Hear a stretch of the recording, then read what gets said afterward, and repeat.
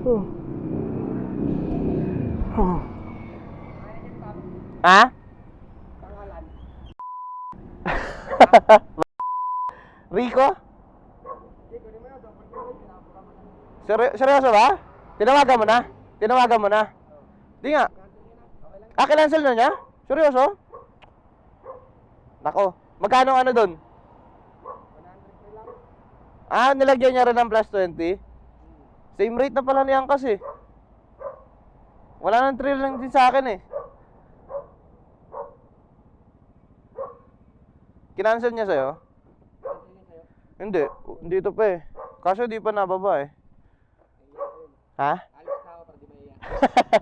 Sige, Paps. Thank you, Paps. Ingat. So, yun nga. Nag-double booking si ma'am. Double booking si ma'am. Sayang yung punta ni Joyride Rider dito. Sayang. Sa oras, sa gas. Kaya, mga CS natin dyan. Mga CS natin. Iwasan natin yung yung double booking, yung magdadalawa yung dalawang app. Siyempre, sayang sa oras nung rider. Tsaka gas. Imbis na may booking na siya, ganun. So decide na kayo kung isang app ang gagamitin niya. Ayun nga, ka-drop lang natin.